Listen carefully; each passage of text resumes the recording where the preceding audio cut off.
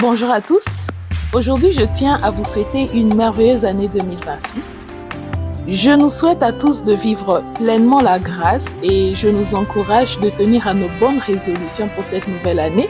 Car si tu ne programmes pas tes résolutions et tes priorités, sache que le monde programmera quelque chose pour toi qui sera certainement de la distraction.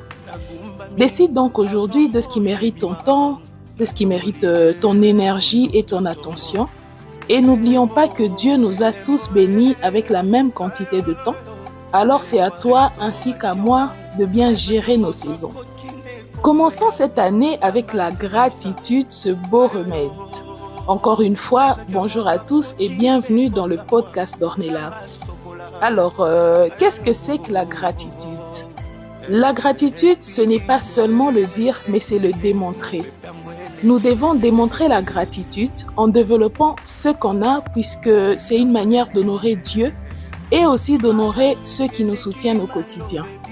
La gratitude, c'est une victoire. Comprenez bien ce que je veux dire. Parfois, les défis, les épreuves que nous traversons servent à débloquer un nouveau niveau de reconnaissance nécessaire pour pouvoir accéder à nos bénédictions futures. Et nous devons vivre constamment dans la gratitude, même quand nous marchons dans le désert ou dans le chaos. Et être reconnaissant, la gratitude, c'est une habitude.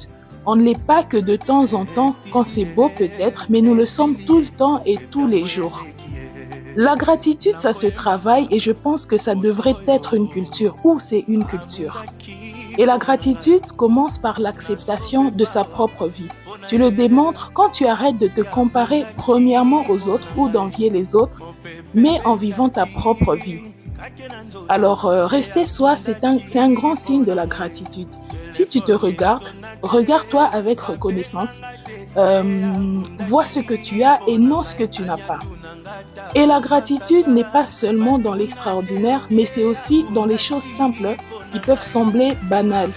Alors entraînons nos regards à voir cela, entraîne ton regard à voir la beauté dans ces choses qui semblent ordinaires, puisque c'est là que réside souvent l'essentiel. Et la gratitude, c'est dire merci. Comme j'aime bien le dire dans chacun de mes épisodes, moi je suis chrétienne et je m'inspire beaucoup des Écritures. Et en m'inspirant des Éphésiens au chapitre 5, le verset 20, il nous est rappelé de rendre continuellement grâce pour toutes choses à Dieu le Père. Aujourd'hui, je nous encourage à adopter un cœur reconnaissant envers Dieu, même dans la douleur comme dans le bonheur. Généralement, lorsque nous traversons des épreuves, on en sort avec un enseignement. Et ici, j'aimerais préciser que je ne nous demande pas simplement de croiser les bras et de sourire positivement sous prétexte que nous sommes juste reconnaissants. Parfois, nous exprimons la gratitude en usant de la force à l'intérieur de nous. C'est quand tu agis avec un autre regard sur les situations. Bien sûr qu'il ne s'agit pas d'ignorer les problèmes. Alors, quand il faut prier, tu pries comme jamais auparavant. Quand il faut demander de l'aide, tu demandes. Quand il faut chercher des solutions, tu cherches. Et ça, c'est un signe à propos de la gratitude qui est en nous.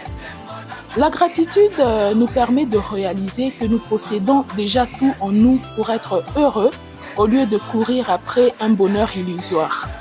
Alors pour conclure, de moi à toi qui m'écoutes, apprenons à vivre dans l'appréciation de ce que nous avons déjà et n'oublions jamais d'exprimer notre merci à ceux qui nous entourent. Et je te remercie sincèrement d'avoir pris le temps de m'écouter jusqu'à la fin. Encore un merci à toi et à la prochaine.